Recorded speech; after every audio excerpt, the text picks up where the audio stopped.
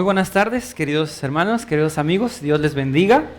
Es un gusto poder compartir la palabra de Dios nuevamente y como siempre vamos a pedir la dirección de Dios a través de la oración. Les invito a postrarnos para orar a Dios. Padre eterno, te damos gracias porque nos permites estudiar tu palabra, Señor, y también compartirla por redes sociales, a través de la radio, a través de la televisión.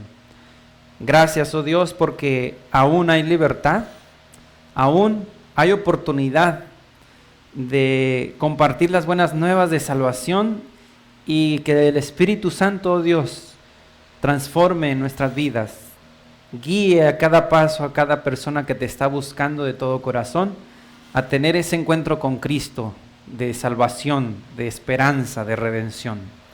Ayúdanos, Señor, a entender el tiempo en que vivimos y poder tener una fe viva, una fe experimental, un conocimiento experimental de ti, oh Dios. Pedimos en el nombre de Jesús.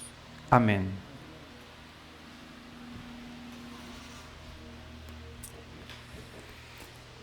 Bien, quiero mencionar algo. Ahí tienen el contacto de un servidor donde en Facebook, en WhatsApp, compartimos, además de estos mensajes importantes para vida eterna de la palabra de Dios, mensajes que son importantes en este tiempo sobre familia, sobre vida saludable y también lo que está ocurriendo en la actualidad en cuanto a las profecías que menciona Dios que iban a suceder. Por eso quiero mencionarles que este libro, El conflicto de los siglos, usted debe leerlo. Yo le animo para que ahí tiene el contacto de un servidor. Si usted no lo tiene, si usted no va a ninguna iglesia y quiere saber qué es lo que está pasando en el mundo, qué es lo que va a suceder más adelante, qué dice la palabra de Dios sobre eso, le podemos regalar este libro, El conflicto de los siglos. Solamente mande su WhatsApp, allí el contacto o el Facebook, y con mucho gusto se lo haremos llegar en cualquier parte de la República Mexicana. Y desde luego va incluido también un folleto de la ley de Dios. Es importante ubicar esto que es el principio del gobierno de Dios en el universo, no solamente en este planeta. Por un lado están los 10 mandamientos y por el lado de atrás están las principales objeciones que hacen algunos para no obedecer los 10 mandamientos, que si fueron abolidos, que si Jesús los guardó o no los guardó, los apóstoles, todo eso aquí está explicado con citas bíblicas. Así que este es un material no solamente para que usted lo lea, sino compartir, como hojas de otoño, ¿verdad?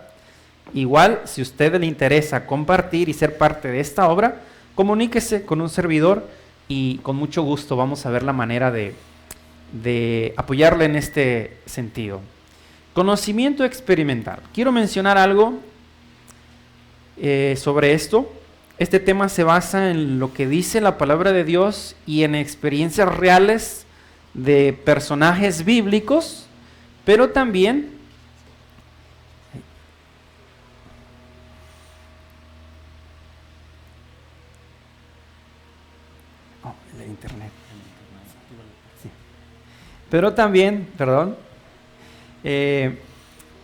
en experiencias actuales, ¿sí?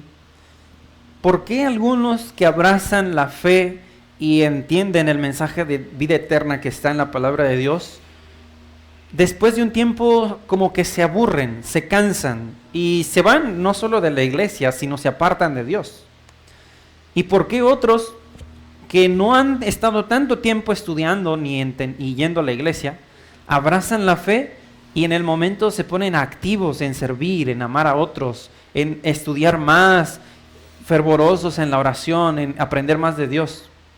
¿Qué es lo que hace la diferencia? Y de esto trata este tema. Esta es una estadística que usted puede ver allí en la pantalla. Personas que entran y personas que salen de la iglesia adventista a nivel mundial, como una referencia. De 10 personas se salen 4, al menos. Últimamente por la pandemia, en algunas partes han salido muchos más. ¿sí? Pero esto es lo que está ocurriendo, no es un invento de nadie. Y la pregunta es, ¿por qué se van si ya habían entendido la verdad? Si aceptaron a Cristo por fe, ¿qué es lo que está pasando? Estas dos citas nos revelan proféticamente el tiempo en que estamos y cómo iba a suceder esto. Dice aquí, la obra que la iglesia no ha hecho en tiempo de paz y prosperidad, tendrá que hacerla durante una terrible crisis en las circunstancias más desalentadoras y prohibitivas. Las amonestaciones que la conformidad al mundo ha hecho callar o retener deberán darse bajo la más fiera oposición de los enemigos de la fe. Y en ese tiempo, la clase superficial y conservadora, cuya influencia impidió constantemente los progresos de la obra, renunciará a la fe.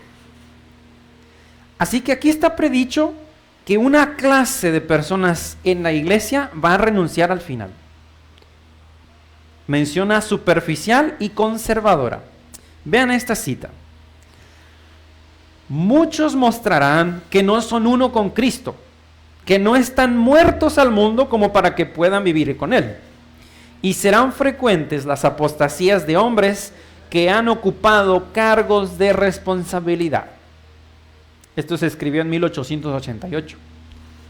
Desde luego, antes de que John Harvey Kellogg, que fue uno de los pioneros adventistas en la obra de salud, se apartara de la verdad, rechazara los mensajes que Dios le estaba dando y advirtiendo sobre un libro que escribió que se llama Living Temple, que habla del panteísmo y otras formas de administración que él hizo contrario a lo que Dios le indicaba. De hecho, quiero mencionar que este hombre fue en ese tiempo el sanatorio de Battle Creek el más reconocido en el mundo. Los aparatos de ejercicio que él había desarrollado e inventado iban en el barco Titanic, lo más lujoso en ese tiempo, que se hundió, como sabemos, y muchos de distintas partes del mundo, presidentes, gobernadores, políticos, líderes de todas partes del mundo iban allí a sanar de muchos problemas. Lamentablemente, él se apartó de la verdad. Y es lamentable que esto va a ocurrir. Dice aquí, serán frecuentes. Por esto, Dios nos llama a lo siguiente: basar lo que yo creo en la palabra de Dios. Mirar a las personas, pero mirarlas con amor y no depender de quién cree o no cree alguna cosa, sea quien sea. Depender de así dice Jehová. Ahora voy a mencionar tres ejemplos en el ámbito del mundo en que vivimos que requieren una preparación especial. El primero de ellos es un piloto de avión comercial. Seguramente usted que está viendo este mensaje ha viajado en avión. Y cuando usted va a subir en el avión, usted no se pone a pensar, ¿será que el piloto durmió bien? ¿Será que el piloto no tomó cerveza? ¿El piloto sí está bien capacitado o es primerizo? No, ¿verdad? Porque las aerolíneas pagan muy bien para que el piloto tenga pruebas y que confirme de que es capaz de manejar un avión. Y no es cualquier cosa, tiene muchos indicadores, un avión comercial, tiene alarmas, tiene botones por todos lados. Si usted entra a una cabina, no va a saber nada. Se necesita tiempo, años de estudio y preparación, y una parte de estudio, pero otra parte de práctica. Aquí en esta información por internet nos dice que al menos se requieren 250 horas de vuelo como piloto. Fíjense, 250 horas al menos para tener la licencia comercial. Y de esas 250, por lo menos debe estar 10 horas junto con otro piloto experimentado. Así que hay un tiempo de teoría, de estudio, otro tiempo de práctica y otro tiempo de práctica ya en los aviones, en las áreas comerciales como acompañante. Otra de las carreras más pagadas y que requieren mucho estudio es neurocirujano, las operaciones del cerebro. De todos los órganos, quizá este es el más delicado, porque el cerebro manda todo el cuerpo.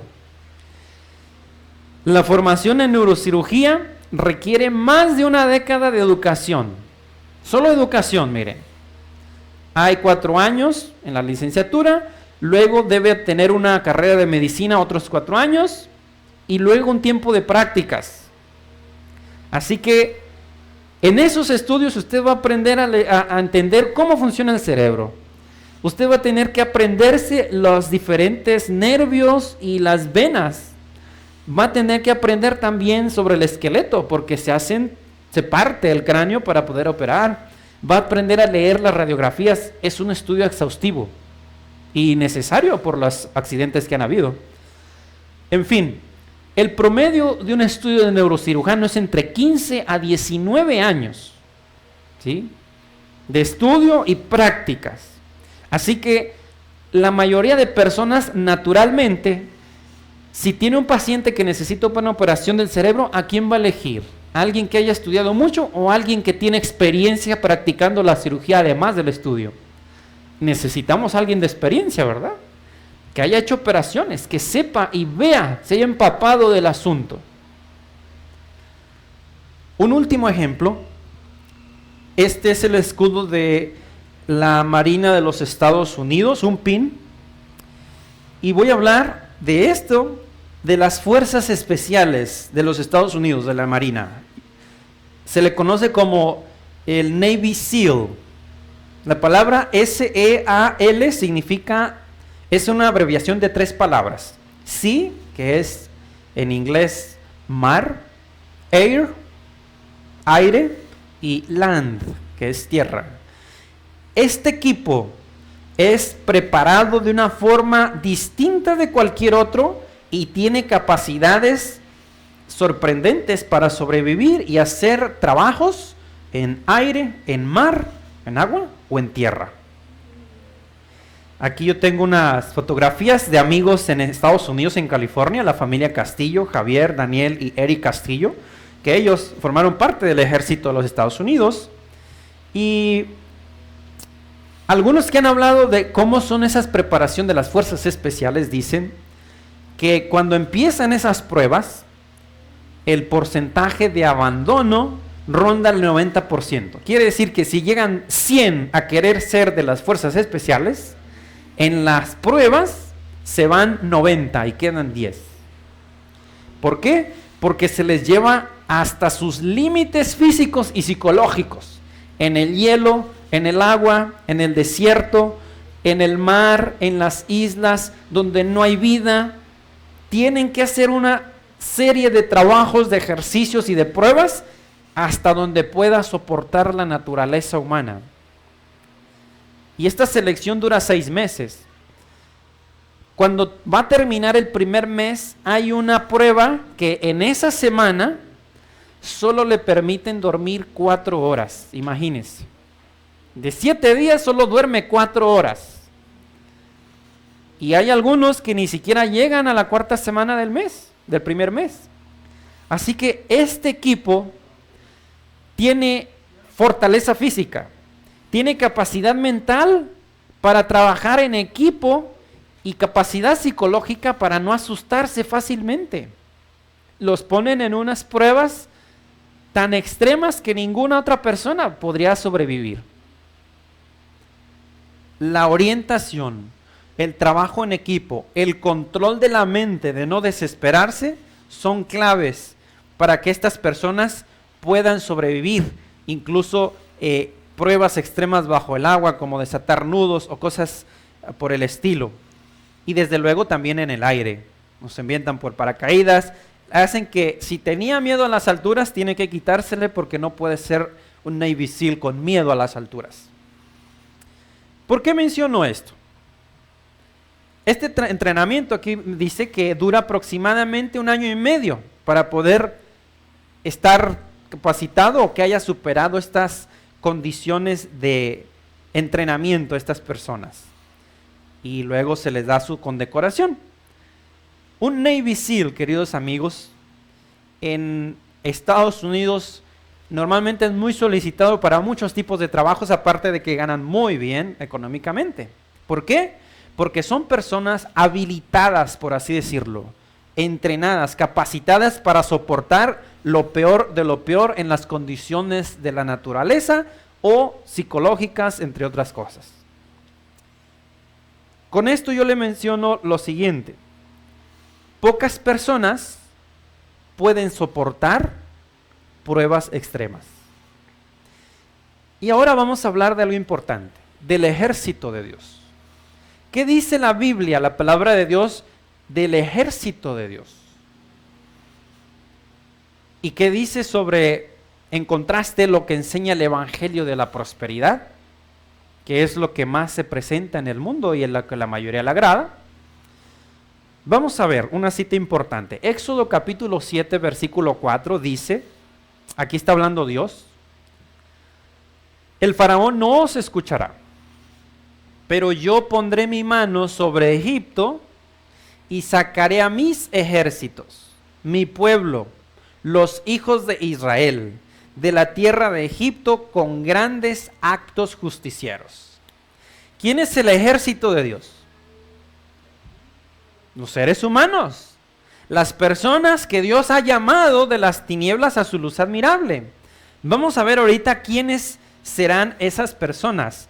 En el libro de Juan, capítulo 1, nos da más detalles al respecto. Versículo 12 y 13. Voy a leer desde el 11. Juan, capítulo 1, versículo 11 al 13, dice: vino a lo que era suyo, y los suyos no lo recibieron. Pero a cuantos le recibieron, les dio el derecho o el poder de ser hijos de Dios, a los que creen en su nombre. Estos no nacieron en forma natural, por voluntad humana, ni por el deseo de un hombre, sino que nacieron de Dios. Así que, ¿quién es el ejército de Dios o el pueblo de Dios? Los que creen en su nombre, los que reciben a Cristo como su Salvador personal y aceptan el pacto de relación de salvación que Cristo nos ofrece. Así que Dios tiene su ejército y desde luego el enemigo, Satanás, tiene su ejército. Uno para hacer el bien y para guiar a muchos a la vida eterna y la salvación, y otro para hacer lo contrario, hacer el mal y mandar a la mayoría a la muerte eterna.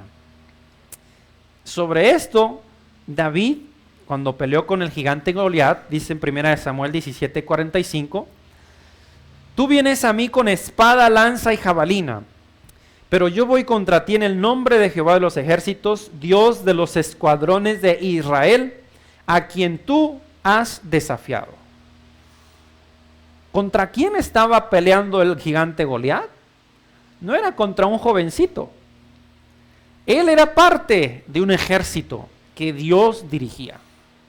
¿Y saben algo? El enemigo de Dios lo que busca lograr en la mente de una persona que ha entregado su vida a Cristo es hacerle creer que Dios no va a pelear por él, que él no merece la aprobación de Dios y que él va a ser derrotado. Y cuando logra eso, la persona cae en depresión, se desanima, deja de orar, deja de leer la Biblia, deja su relación con Dios. Juan 20:29, cuando Cristo se apareció a los discípulos, no estaba Tomás.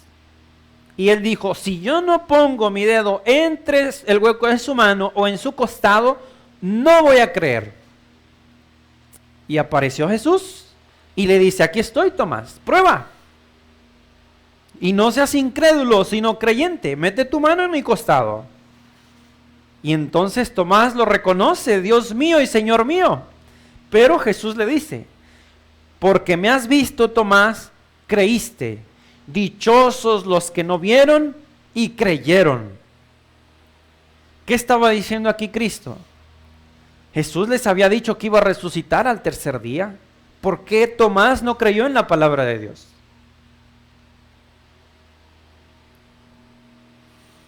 otra persona en la palabra de Dios que nos muestra un antes y un después del conocimiento experimental es Saulo de Tarso. Y con esto quiero mencionar algo importante, que con frecuencia lo digo a algunas amistades o personas donde voy. Nunca, bajo ninguna circunstancia, hable mal de ninguna persona. Nunca. Aunque sea un enemigo del pueblo de Dios. Porque puede ser un Saulo de Tarso. Y lo digo porque en el ámbito religioso hay algunos que se ocupan en denigrar y poner calificativos que denigran a otros. De una religión a otra, o los que no tienen religión a los que están en religión, o por racismo, o por país. Tenga cuidado porque eso lo va a descalificar para el reino de los cielos. Nosotros no vemos el corazón. Puedo ver lo que la persona está haciendo en el momento y aunque sea algo malo y esté promoviendo la maldad, yo debo orar a Dios por esta persona porque necesita el poder de Dios. Está siendo gobernado por el enemigo. Pero imagínense que yo estuve hablando, por ejemplo, mal de un predicador o de un político o de alguien que me trataba mal y esa persona se arrepiente y llega al cielo y yo voy al cielo. ¿Cómo lo voy a ver?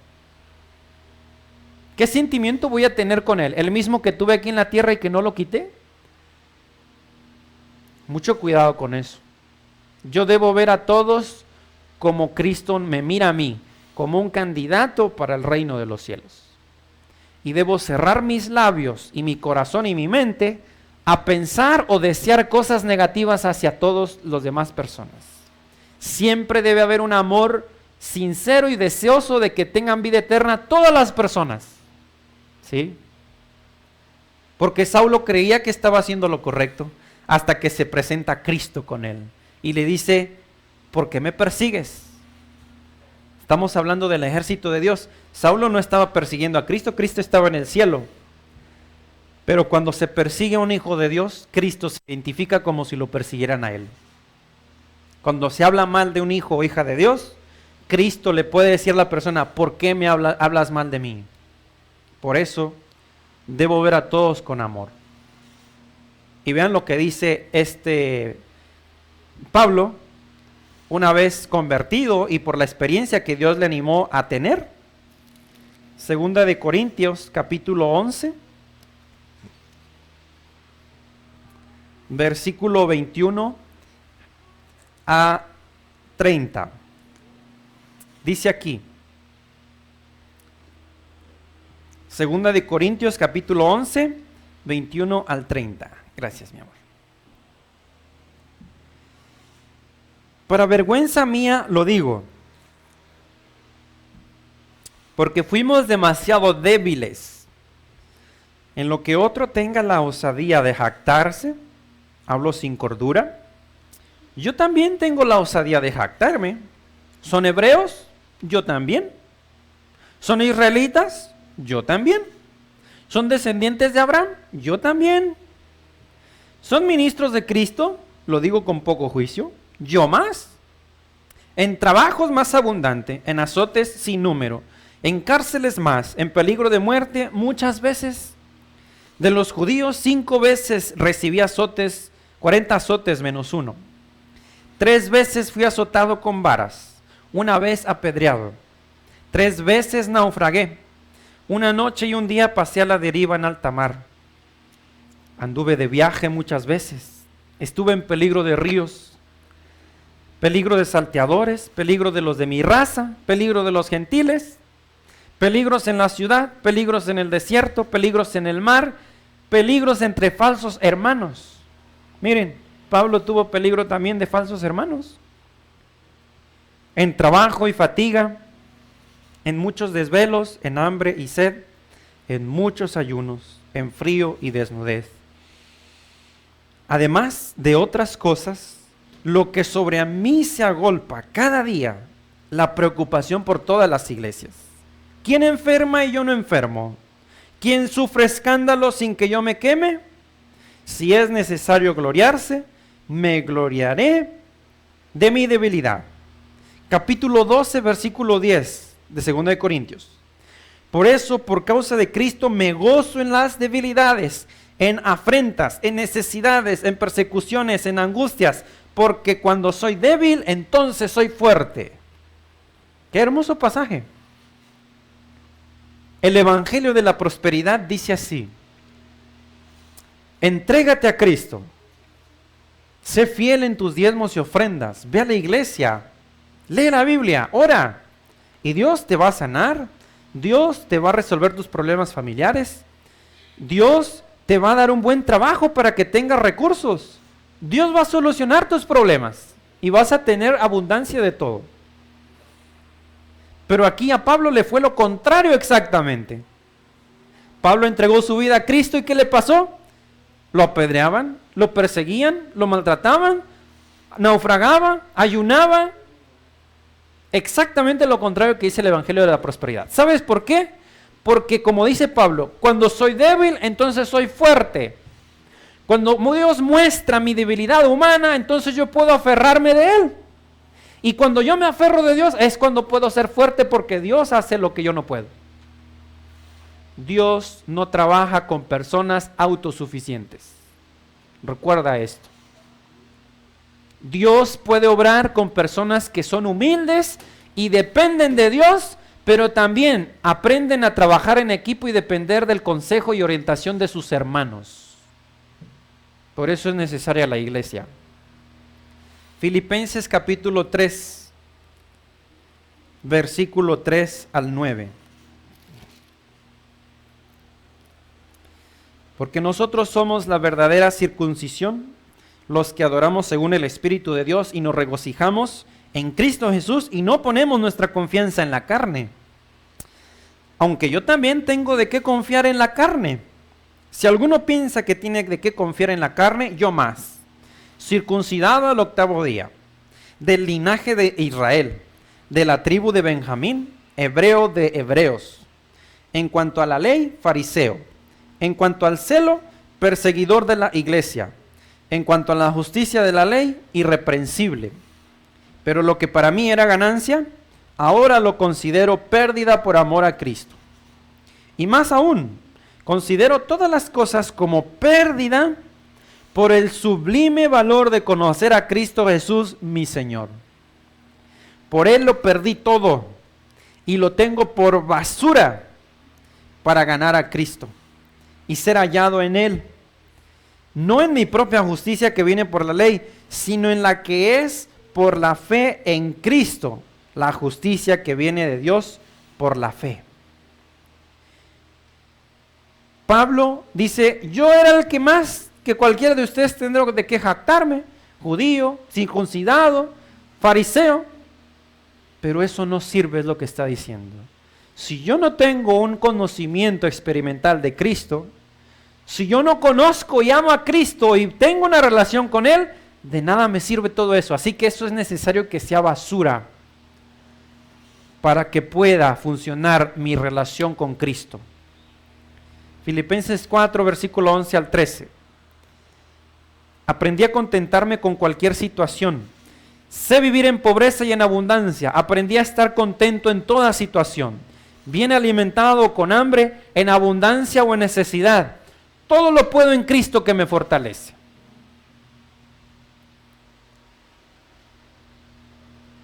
Una experiencia de una persona que conocía a Cristo por experiencia personal. Antes había escuchado de Cristo y de Dios Saulo de Tarso, pero Cristo se presentó a él y le habló y le dijo lo que tenía que hacer, y entonces fue Pablo, el apóstol Pablo. Si alguna vez, miren esta cita, Consejos para los Maestros, página 94. Si alguna vez llegamos a conocer la verdad, será porque la habremos practicado. Debemos tener experiencia viva en las cosas de Dios antes de poder comprender su palabra. Este conocimiento experimental es lo que fortalece el intelecto y nos edifica en Cristo, nuestra cabeza viviente. ¿Qué está diciendo aquí? Que el conocimiento experimental, la experiencia viva en las cosas de Dios, me hace entender la palabra de Dios. Por eso muchos pueden leerla, pero no la van a entender. Y quiero explicarte algo de esto. En un estudio bíblico que estaba dando hace algunos años, una jovencita se acercó conmigo y me dijo: ¿sabes algo? Yo me bauticé, pero ahorita que voy a la iglesia y veo que cantan y leen la Biblia, yo no siento nada. Ni siento ganas de ir a la iglesia. Además, voy porque pues van mis amigos y mi familia, pero ¿qué me pasa? Y yo le pregunté: ¿por qué te bautizaste? Pues mis papás me estaban animando a bautizarme. El pastor nos visitó y me dijo que era lo mejor que podía hacer, me dio estudios bíblicos y yo entendí que sí, pero pues no nacía de mí. Yo no pedí bautizarme. Sí, bautizaron unos primos y pues bueno, ahí me bauticé. Y yo le dije: mira, tú no te bautizaste, solo te mojaron con el agua. Y quiero decirte, querido amigo, que el problema es que muchos han entrado en la iglesia sin tener hasta ahorita una experiencia personal con Cristo. Estoy hablando de personas que quizá tienen 20 años en la iglesia. Lo digo porque yo tenía 10 años en la iglesia cuando yo tuve un encuentro con Cristo. Y te voy a explicar esto. Hay personas que asisten regularmente cada sábado o domingo, según la religión que sea, y van a la iglesia, dan sus diezmos y ofrendas, tienen incluso algún cargo en la iglesia, pero nunca se han preocupado por traer a una persona a la iglesia para que acepte la verdad y tenga vida eterna en Jesús.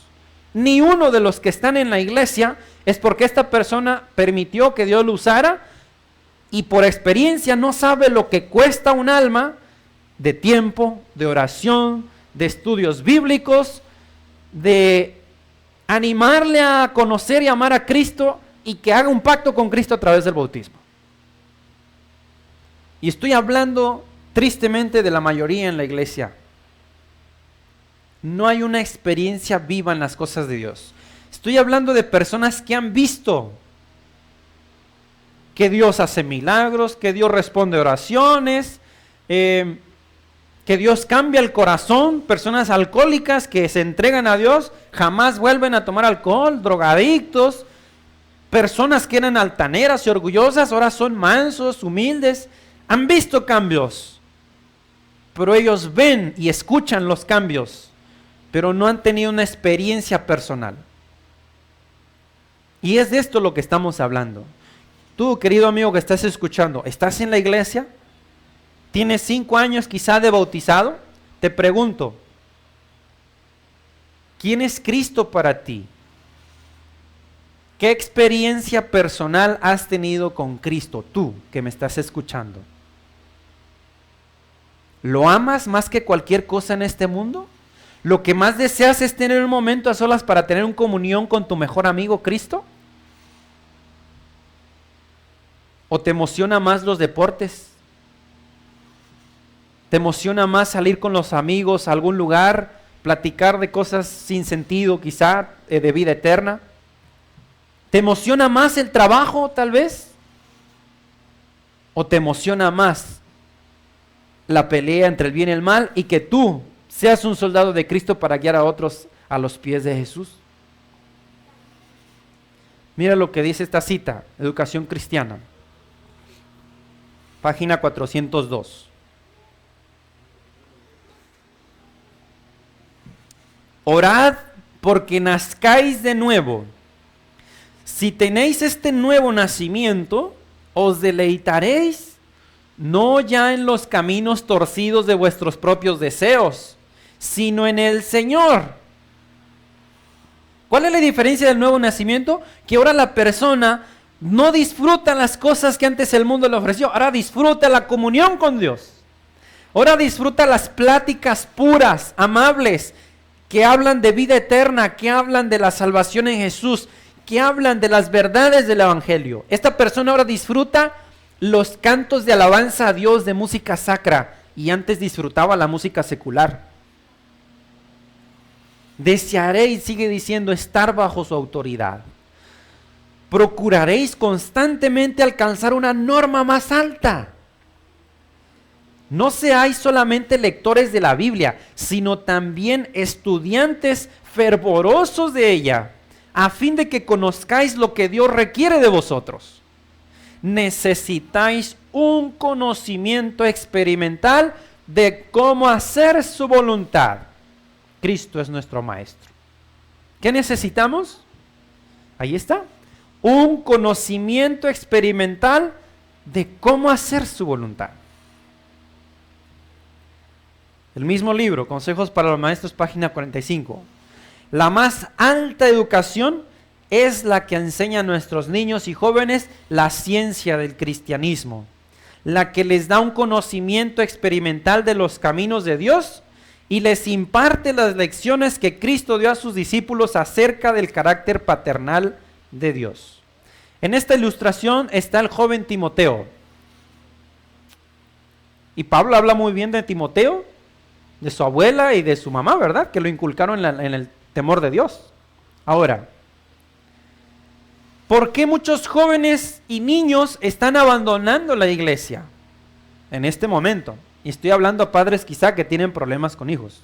Les voy a explicar por qué. Los niños tienen una característica que si se sabe aprovechar, va a ser de gran bendición. ¿Saben cuál es esa característica? De pertenencia. Los niños quieren sentirse pertenecientes a algo o a alguien. En la familia, pues a la familia. Si es un equipo, normalmente hay quienes van al equipo de fútbol, a otros deportes, les gusta estar porque hay equipo. Platican, se sienten bien. ¿Saben por qué muchos están yendo? Porque en la iglesia miran como que es un lugar donde van 1 o 2 veces a la semana o 3, cantan a Dios, leen la Biblia y ya. Se van a casa y es todo. La familia no los ha inculcado a tener actividades en la semana, de visitar orfanatos, por ejemplo, y ayudar a los niños pobres sin hogar. Mijo, vamos a llevarles juguetes y ropa a estos niños que están necesitados. Y el niño empieza a experimentar lo que significa dar a quien lo necesita. Si el niño se le pone ese gusto, créanlo, eso lo va a hacer toda su vida. ¿Sabes qué, hijito? Ahora vamos a ir al hospital porque este día vamos a dedicar estas horas a orar por los enfermos. Y allí llevan al niño y mira a los enfermos en la medida de las posibilidades, a veces no es posible, y oran por ellos. En lugar de hacer fiestas para el niño, en lugar de promover todo lo que tiene que ver con dame todo para mí en el niño, se le enseña a dar. Este niño va a tener siempre la necesidad de estar ayudando y sirviendo a otros. ¿Por qué algunos no tienen eso en la iglesia? Porque en algunos lugares la iglesia no es un motor de ayuda para la sociedad. Si es un lugar donde nos reunimos para adorar y estudiar la palabra de Dios, pero el cristianismo práctico, que es sanar, dar de comer a los pobres, visitar a los presos, a los enfermos, orar por ellos, como que está pausado en muchos lugares y lo dejamos a las fundaciones. Y es por eso que muchos se van de la iglesia, porque no hay que hacer. Sentarse una vez cada 8 días. Eso es aburrido para un niño, para un adolescente. Queridos amigos, ellos necesitan ponerse la armadura de Dios y ser verdaderos soldados para guiar a otros a los pies de Cristo por testimonio. Eso es el conocimiento experimental. Miren esta cita. Es imposible que hombres y mujeres con todos sus hábitos pecaminosos, destructores de la salud y enervadores del cerebro, puedan discernir la verdad sagrada por medio de la cual han de ser santificados, refinados, elevados y hechos idóneos para la sociedad con los ángeles celestiales en el reino de gloria. En algunos hogares, el problema es la mala alimentación y hábitos de vida. Se duermen después de las 11 de la noche, desvelándose todos los días, y la comida, que debiera ser 100% vegana, agua natural, hay chatarra, hay carnes, hay grasa, hay mucho azúcar, y los niños no van a tener la mente limpia, sana para poder discernir la verdad, los niños y los padres. Entonces, es importante el templo del Espíritu Santo para poder discernir la verdad y para poder ser santificados, ¿sí? Así como lo dice esta cita. Cada transgresión innecesaria de las leyes que Dios ha establecido para nuestros cuerpos constituye virtualmente una violación de la ley de Dios, y a la vista del cielo es un pecado tan grande como el quebrantamiento de los 10 mandamientos. La ignorancia de este importantísimo tema es un pecado. Consejos sobre Salud, página 40. ¿Qué es un pecado? Que yo ignore cómo funciona mi cuerpo y cómo preservar la salud. Ahí en el contacto está mi WhatsApp, Facebook también, donde mi esposa y yo tenemos el grupo de estudio Vida Vegana. Si usted no sabe cómo preparar alimentos vegetarianos, si usted no entiende algo de remedios naturales, cómo desintoxicar el hígado, el colon, los riñones, cómo limpiar el organismo, ingrese allí. Ahí se está enviando información gratuita para que usted entienda esto y ya no tenga ignorancia sobre la salud, que es algo importante. Otra cita, Consejos sobre el régimen alimenticio, página 69. El poder dominante del apetito causará la ruina de millares de personas que, si hubiesen vencido en este punto, habrían tenido fuerza moral para obtener la victoria sobre todas las demás tentaciones de Satanás. Y mire bien, pero los que son esclavos del apetito no alcanzarán a perfeccionar el carácter cristiano. Tremendo.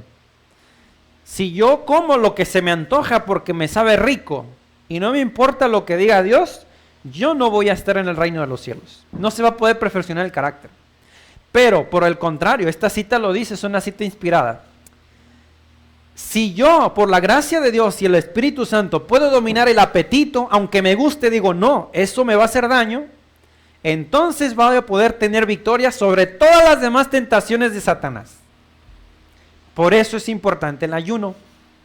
Acostumbrar el ayuno hace que uno tenga más fuerza de voluntad en este sentido. Y aparte de que se limpia el organismo. Joyas de los Testimonios, tomo 2, página 204. Siempre habrá algunos sin fe que esperarán ser llevados adelante por la fe de otros. No tienen conocimiento experimental de la verdad y por consiguiente no han sentido su poder santificador en su propia alma.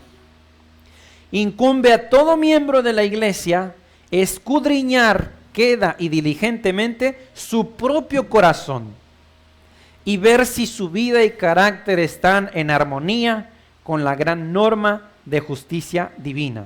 Eso me toca a mí, ver mi corazón y decir, Señor, ¿qué pecados aún no he vencido? ¿Qué pecados aún tengo y acaricio?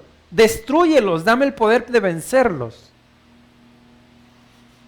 Consejos del régimen alimenticio, página 37 y 38. Se me mostró que si el pueblo de Dios no hace esfuerzos de su parte, sino que espera que venga el refrigerio, la lluvia tardía, y quite sus errores y corrija sus equivocaciones, si depende de ello para limpiarse de la inmundicia de la carne y del espíritu, a fin de estar preparado para empeñarse en el fuerte clamor del tercer ángel, será hallado falto. El refrigerio, o sea, el poder de Dios, viene solamente sobre los que se hayan preparado para él haciendo la tarea que Dios pide.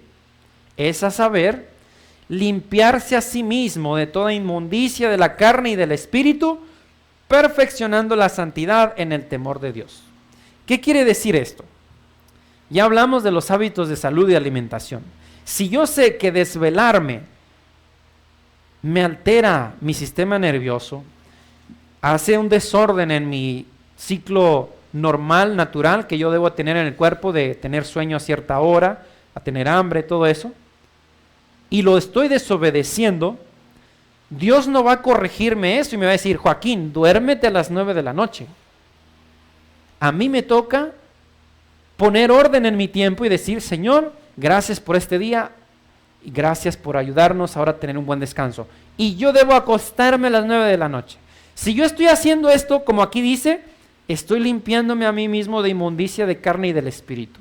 Si yo sé que en un plato hay cosas que Dios dice, Joaquín, eso no lo comas, me corresponde a mí negarme esa comida. Esa es la obra que Dios quiere que yo haga. Eso significa, haciendo la tarea, limpiarse a sí mismo de toda inmundicia de la carne y del espíritu. Miren lo que dice estas dos citas. Testimonios, Joyas de los Testimonios, tomo 3, página 354. Dios pide que los apetitos sean purificados y que se renuncie a las cosas que no son buenas. ¿Saben cómo le llama a esto Satanás ahorita? Extremismo, fanatismo, legalismo. Y por eso algunos no hay que ser tan extremistas. Está bien comer de eso de vez en cuando. Pero aquí dice que se renuncie a las cosas que no son buenas. Eso es temperancia. Evitar todo lo que me daña y hacer un uso moderado de lo bueno.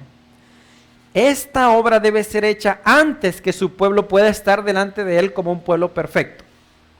Si el hombre aprecia la luz que Dios en su misericordia le da sobre la reforma pro salud, puede ser santificado por medio de la verdad y hecho idóneo para la inmortalidad. Entonces, ¿cómo Dios está haciendo ahora la obra de preparar un pueblo, un ejército, para pelear la buena batalla de la fe y vencer? A través de purificar los apetitos, renunciar a lo que es malo y lo que es bueno, usarlo adecuadamente y de forma temperante como Dios indica. De esta forma es que Dios está santificando un pueblo. No va a ser un milagro de la noche a la mañana. Es en cada decisión pequeña que usted y yo estamos tomando, que estamos guiándonos por el Espíritu Santo o todo lo contrario. Otra cita interesante que habla del conocimiento experimental. Aunque conocemos que Jesús es el Salvador del mundo, Él significa mucho más que esto. Debemos tener un conocimiento y una experiencia personal con Cristo Jesús, un conocimiento experimental de lo que Cristo es para nosotros y de lo que nosotros somos para Cristo. Esta es la experiencia que todos necesitan. Ahora bien, yo no puedo tenerla por ninguno de ustedes, ni ustedes pueden tenerla por mí. La obra que ha de ser realizada en nosotros es a través de la manifestación del Espíritu Santo de Dios en las mentes y en corazones humanos. El corazón debe ser purificado y santificado. No necesito decirle a nadie que eso es así, porque todos lo saben. Ninguno de nosotros necesita abrigar dudas en cuanto al punto donde nos encontramos o lo que pensamos. Desearía saber dónde me encuentro respecto a mi relación con Dios. Más bien, mediante una fe viva, debemos fusionarnos con Dios. Cuando lo hagamos, su poder se reflejará en nosotros. No existe ni la más mínima razón para que permanezcamos en un estado de ineficiencia y frialdad. Tremenda cita. ¿Y saben que esto es lo que a Satanás le agrada? Que muchos entren en la iglesia y se bauticen y acepten a Cristo como su Salvador personal, pero se mantengan ineficientes y fríos. Eso es lo peor que puede pasar. Porque no solamente están dando un mal ejemplo de lo que es un verdadero cristianismo, sino que están estorbando la obra de que muchos acepten a Jesús, porque van a pensar, para ser como Él, siempre se está quejando, está viendo televisión como yo, come carne y come refrescos igual que cualquiera en el mundo, se viste como el mundo, así estoy mejor.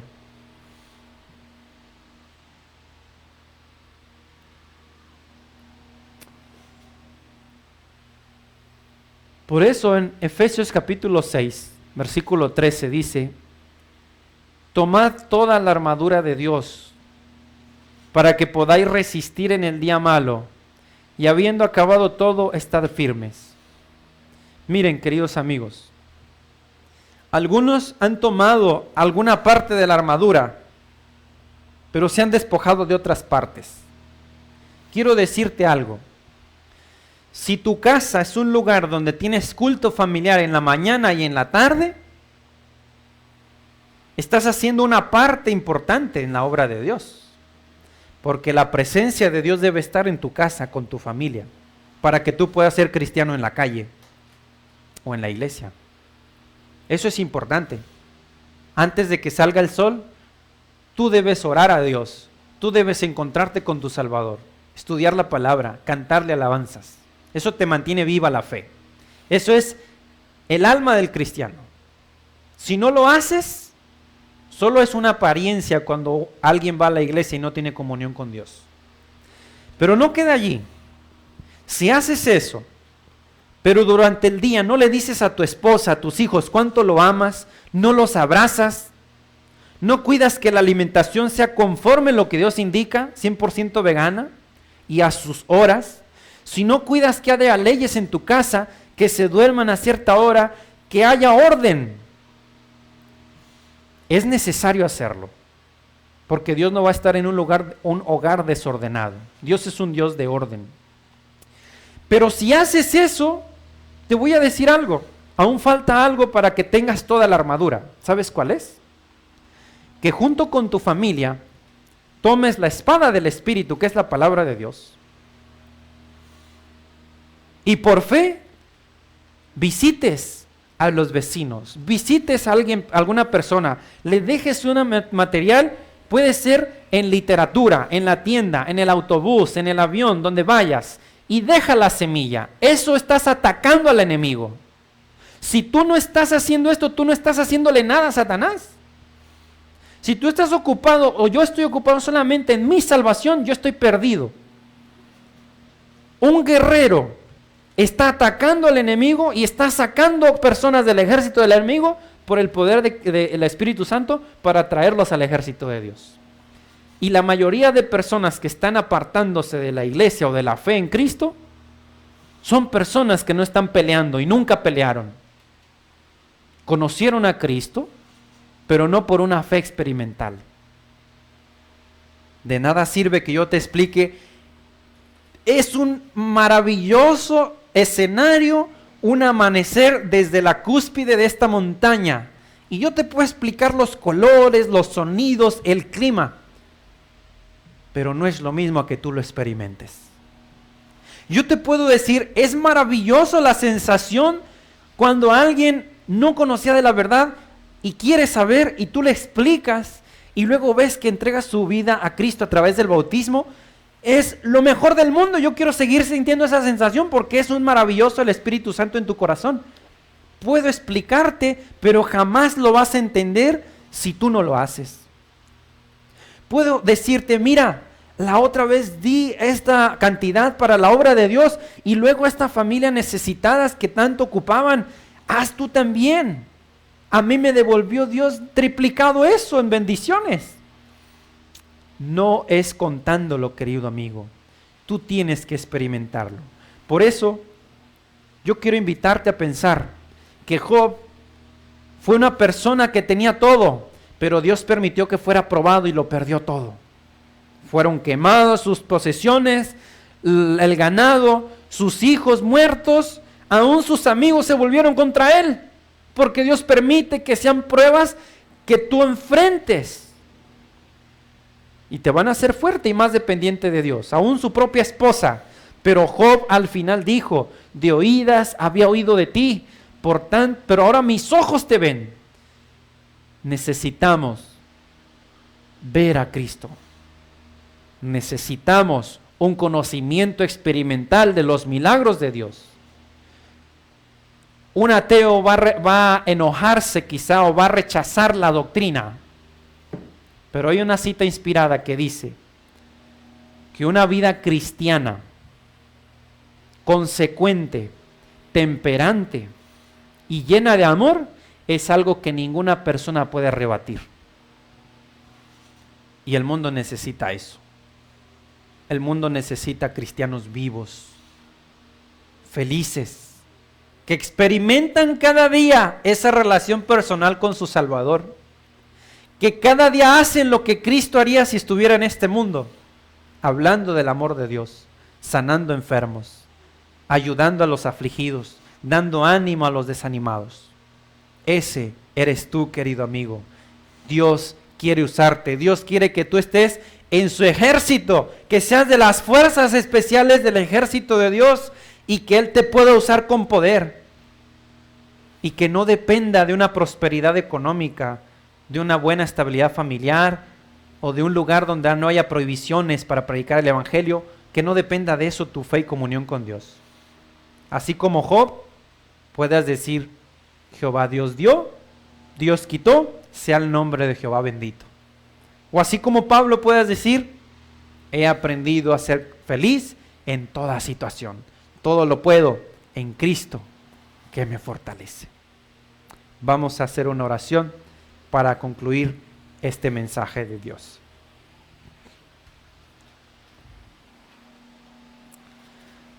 Amante Padre Celestial, gracias Señor por tu palabra que nos muestra nuestra condición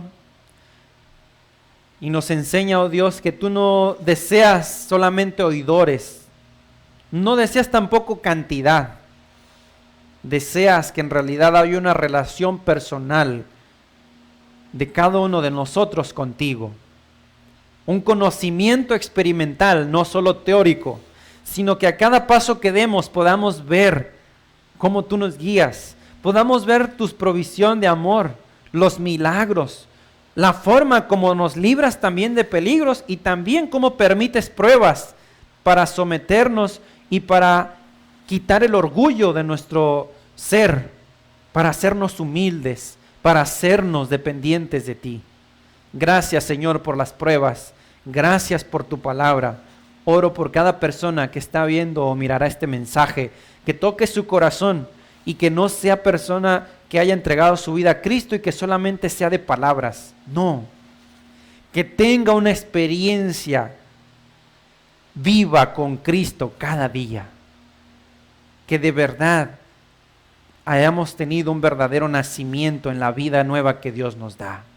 Ayúdanos, oh Señor, a entender esto y a ser útiles en tu obra, y úsanos como tus instrumentos para guiar a muchos a tu verdad eterna a través de Cristo Jesús. Lo pedimos en el nombre de Jesús. Amén. Amén.